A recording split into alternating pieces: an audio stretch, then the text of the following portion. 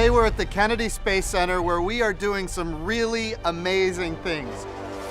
In just a few days, we're going to launch the Boeing Starliner.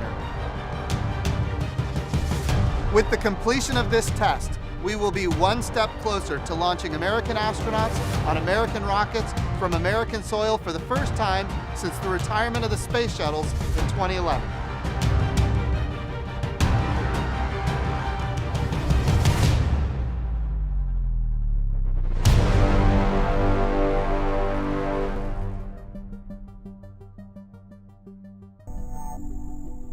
All right, well, good morning and welcome to the Kennedy Space Center, America's premier multi-user spaceport. It is absolutely great here today, getting ready for Boeing's commercial crew launch of the Starliner. I can't say enough good things about what we're doing here at KSC. I think it's pretty amazing when you look out at all that's going on.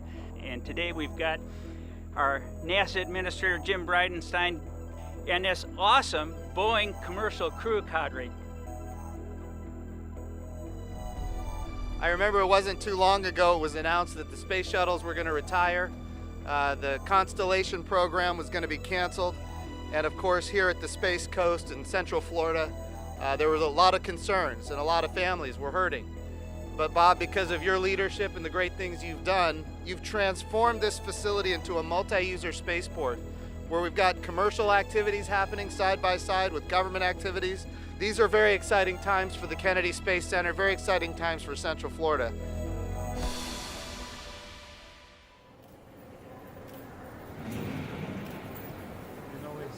How are you, sir? Hey, good to see you. Good to see you. Thanks for being here. Katie? Good to see you again, sir. Good to see you always. How are you? Good. Excellent. Welcome. Hey, Jim, how are you doing? Great to see you. Awesome, thank you. Welcome to the Starliner High Bay where the spaceships are born. It's pretty amazing, isn't it? Yeah. Tell me about these. What are we looking at here? Let me start over here. That is a spacecraft that just flew our pad abort test. Yep. Yeah. And with that, we proved that the guidance system talks to the thrusters and the come home system all works great. So Yep. we're confident to go press onto orbit. So that's that vehicle. That's the one. That's the very one. And we have a little tradition. On a spacecraft going to space, you can't do anything too funky. This one came home and the team has signed it. Oh, wow. They've said, that's our work. Okay. And I'm wondering if you would do us the honor of representing the NASA teammates. I would love to. Come on up and sign her. All right, Would let's you? do it.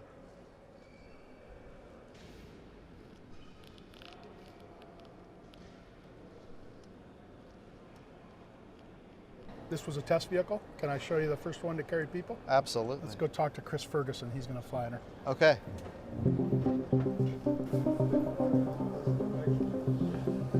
Hey, Chris. How are you doing? Good to see you. It's good to see you. Absolutely. So this is number 2 of 3. These capsules are mostly autonomous, Okay. which means they sort of launch and they're able to find the International Space Station and dock with it with little or no assistance from an astronaut. However, there is the system in place in case the astronaut needs to take over, where they can guide it and manually dock it if need be. Okay.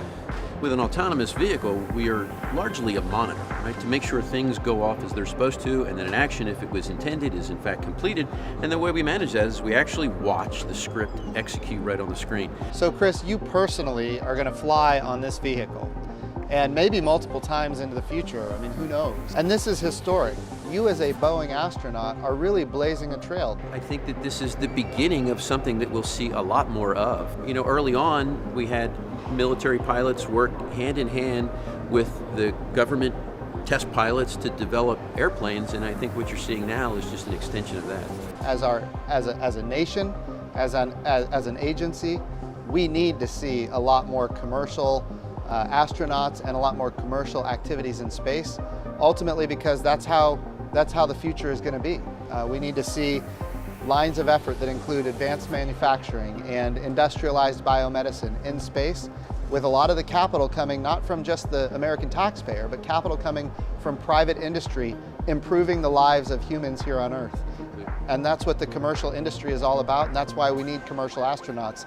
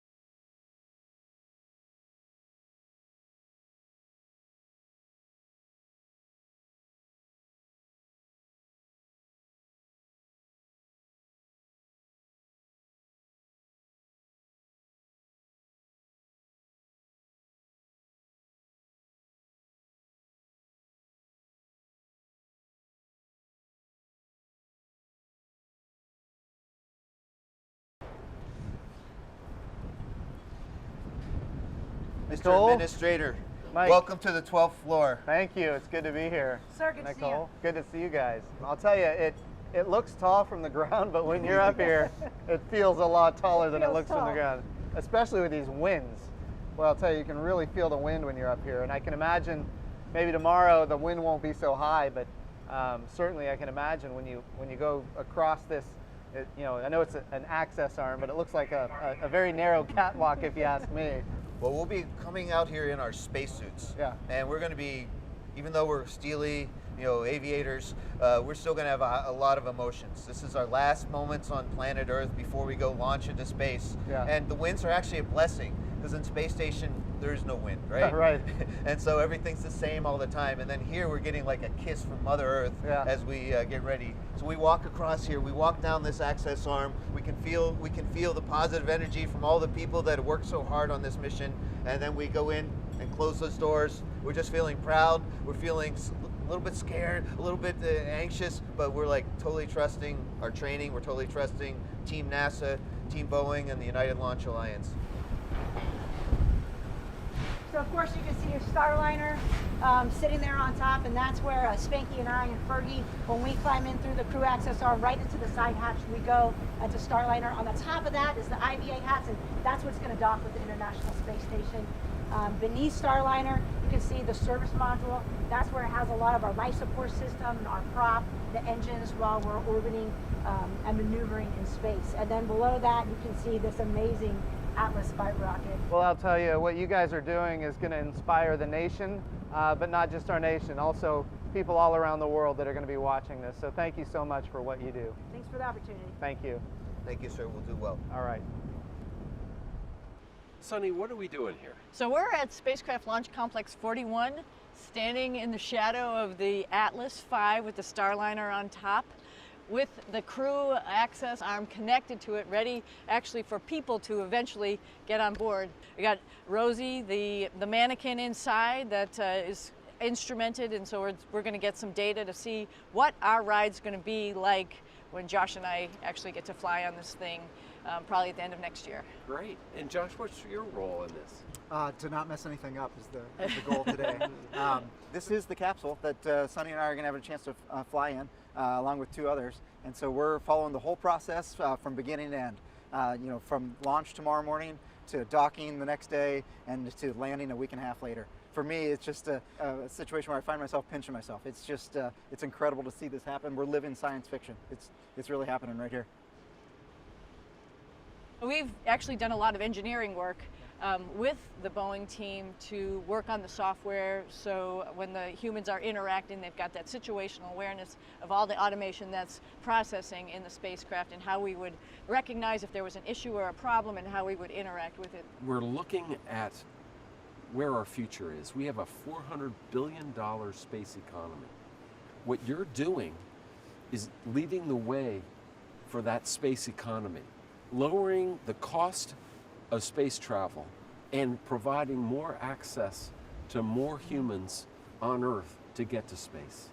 It's about expanding the human condition by finding new knowledge. And I'm just so proud to be with you, but that's why we're here. So I thank you for what you're doing.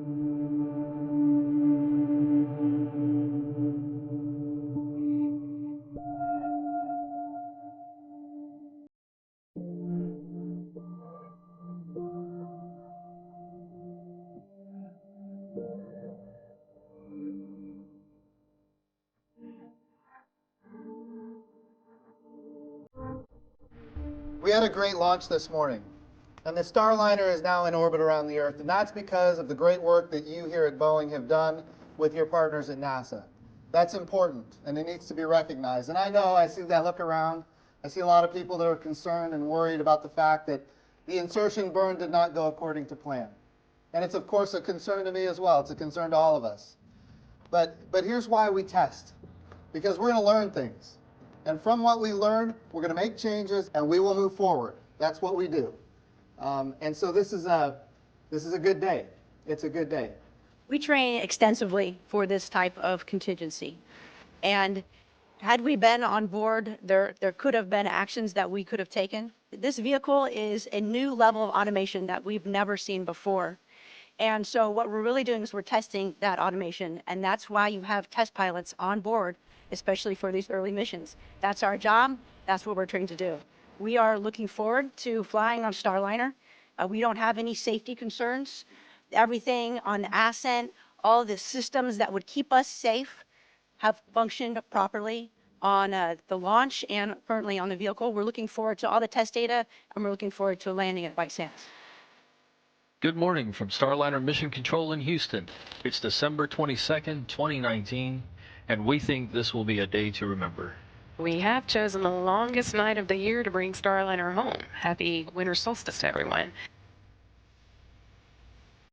Starliner flight control teams have been working around the clock to get Starliner set up for a safe landing, and today is the day.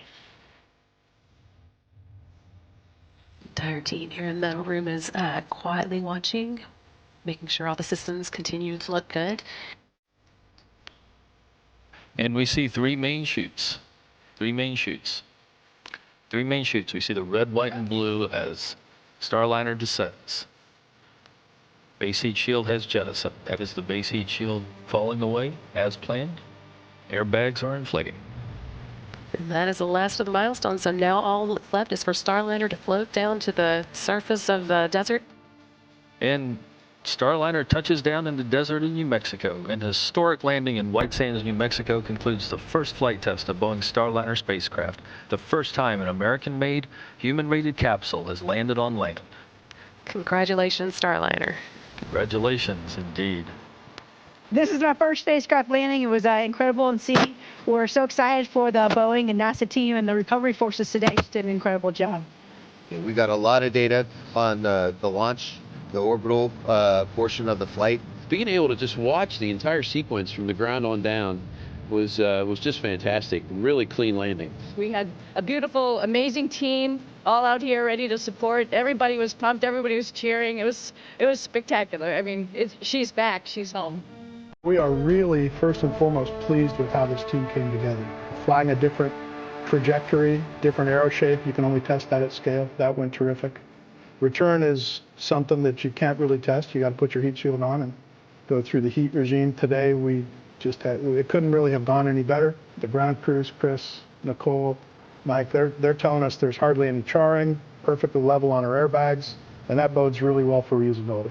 From an overall perspective, we are just as pleased as we could be with the design. I would say the team did just a tremendous job. What you find sometimes is when you execute a flight differently than planned and a mission test flight differently than planned, that team comes together in a unique way. And the NASA team, the NASA engineers, the flight control team, the Boeing team working side by side to solve problems in real time, to come up with innovative solutions, to keep decisions ahead of them, and then to end up like today where we had a successful deorbit burn and entry and landing. If I look back at this year from a commercial crew perspective as a program, you know, we've had a tremendous year. With the holidays in front of them, they just did a tremendous job, and so my hat's off to them. So number one, congratulations. I know the last 48 hours have not been easy. So when you think about a mission like this or a test flight like this, when we think about this, launch, of course, is a big